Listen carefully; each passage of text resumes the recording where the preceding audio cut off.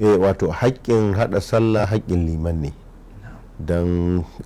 kamar yadda malamai suka ce ladan shi ne yake da haƙƙin kiran sallah, amma liman shi yake da haƙƙin iƙama. Ladan ba zai iƙama ba sai liman ya ce masa ai iƙama. Kamar yadda ya zo a hadisin da annabi sallallahu alaihi wasallam ya je sulhu ga waɗansu gidajen ansar da lokacin sallah yayi, sai kuma annabi sallallahu alaihi wasallam ya ce masu in lokacin sallah yayi ban zo ba ka sa abubakar ya sallah, ya ce ma bilal da annabi sallallahu alaihi wasallam da lokacin yayi sai ya je ya nemi izinin bilal sayyidina abubakar shi bilal ya ce na yi iƙama don ai sallah. To kaga ya nuna cewar haƙƙin liman shi a iƙama haƙƙin liman ce, kan aka yi sallar magariba haƙƙin liman ne ce a yi iƙama a tashi a yi sallar isha, kuma dama ai liman shi ne ai jagora ba. Amma mu yanzu kasan saboda yadda abubuwa suke mutane in suka zamanto su ne 'yan kwamitin masallaci sun fi liman karfi, sai ga suna jan liman inda suke so, kuma don saboda liman ya zamanto miskini ana ba shi albashi yana tsoron 'yan kwamiti sai inda suka juya shi, su kuma 'yan kwamiti ba malamai ba ne, sai su bi abin da suke gani shi ne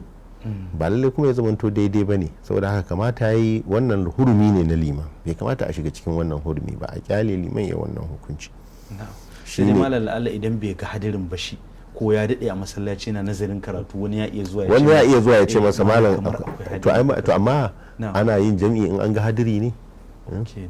Jam'i kamar yadda yake a matsabar malik da abubuwa guda uku ne, da ruwan sama da caɓi da duhu. Da ruwan sama shi kadai za a yi jam'i, da caɓi da duhu ko babu ruwan sama za a iya yin jam'i, ma'ana an yi ruwan saman ya ɗauke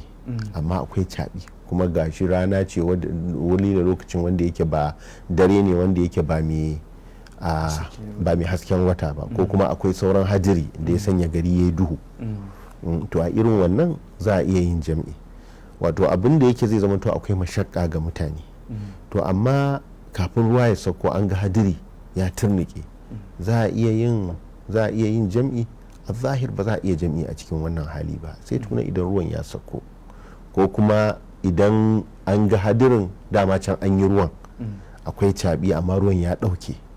to a cikin irin wannan za a iya yin jam'i din haka. Amma kawai hadiri ya taso a yi jam'i, duk da yake wannan dai gaskiya shine al-ihtiyat, shine tsantseni, duk da yake kamar yadda muka sani hadisan annabi sallallahu alaihi wasallam in aka bi zahirin hadisai sun nuna shi jam'i dinnan ruksa ce, saboda haka da mafi karancin sababi za a iya yi, tunda annabi sallallahu alaihi wasallam ya mai jam'in ba tare da ruwan ba ma, ba tare da kuma halin tsoro ba tare da halin tafiya ba. Ibn Abbas ya ce arada Allah yuhrija ummatahu, ya so kada ya sanya al'ummarsa a cikin tsanani, a cikin takura. To idan aka ɗauki wannan babu laifi, amma a rinka bari malamai su hukunci akan wannan, shi tatbiqin ka'idar sai a sallama ma liman, tunda mafrudi liman malami ne, saboda haka a bar shi ya hukunci, in ya ga yanayin ya kamata a yi jam'i din shikenan sai a yi jam'i. Amma kada a rinka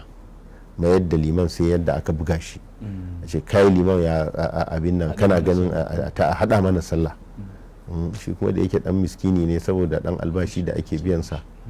bai dace ba a yi malimanci haka. Kar a manta fa kan cewa wannan matsayin da yake da shi matsayi ne wanda annabi sallallahu alaihi wasallam shine farkon wanda ya tsaya a wannan matsayin,